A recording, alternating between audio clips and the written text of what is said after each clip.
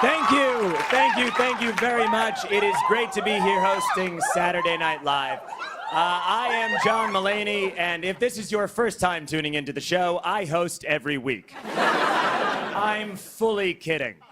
This is only the second time I've hosted. I actually was lucky enough to host the show last April. I believe we have a photo. Right, it was April. It's great to be in New York because I live in New York, and it's always convenient to be where you live.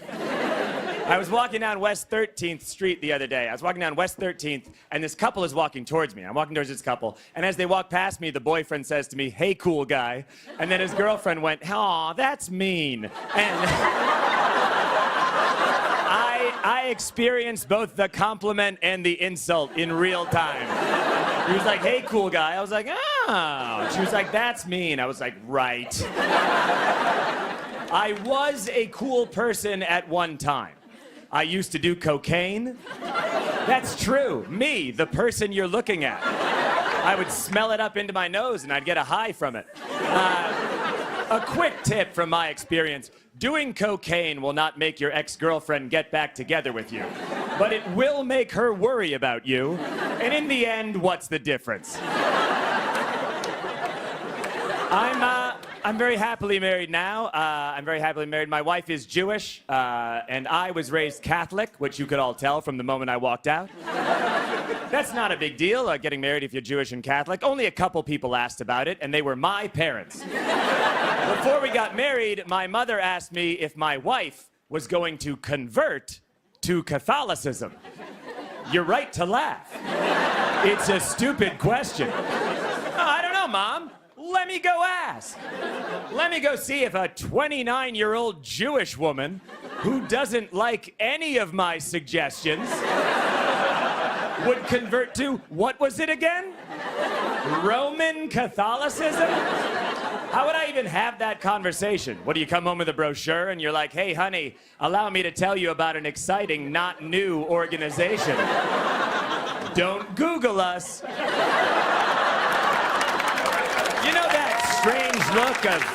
know that strange look of shame and unhappiness I have in my eyes at all times, especially after sex, and it was all forced on me at birth? What if you voluntarily signed up for it?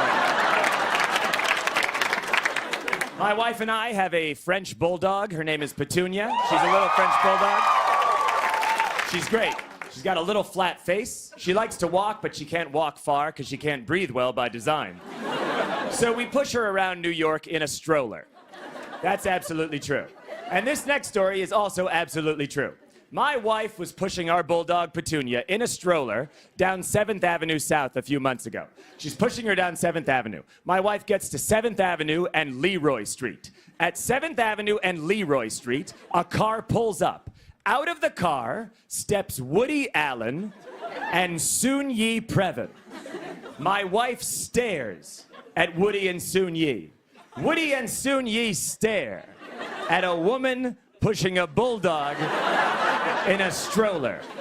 The four of them stare at each other, and then they all kind of nod as if to say, "None of this is right," and then they went their separate ways.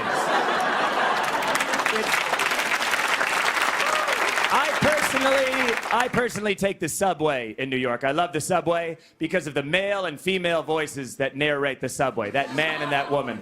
The woman who does the subway announcements and her way too loud husband.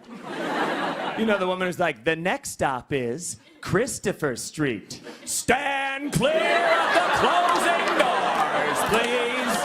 Why are you shouting? What are you, in the next room?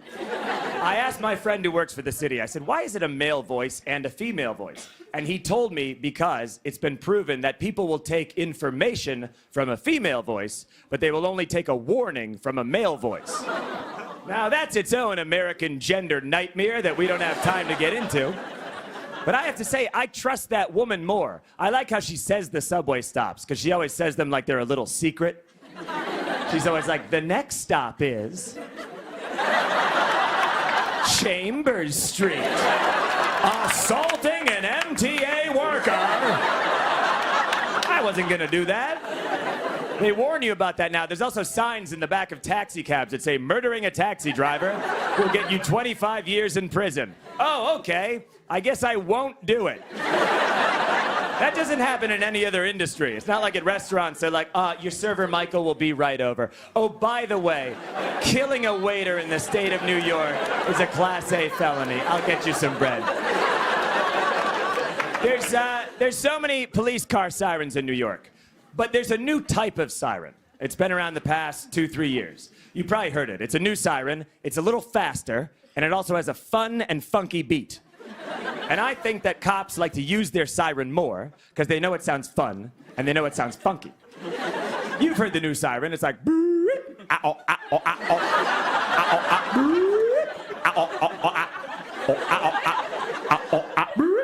It's like there's a DJ in the back of the patrol car. It sounds like two sirens talking to each other. Like... It's so fast. Sirens used to be so slow and beautiful. I was watching this old movie on Turner Classic Movies because I was not an athletic child. And it was a Hitchcock movie called Rope. And in the end of Rope, there's a gunshot. Bang! And then you hear this old-fashioned siren. And it was so slow and beautiful. It was like...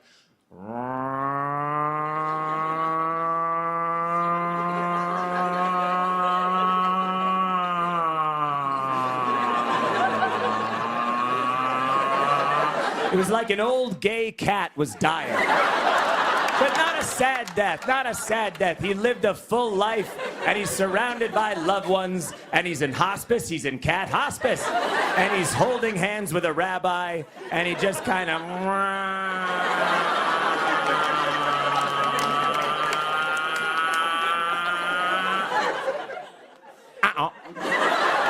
We've got a great show for you tonight.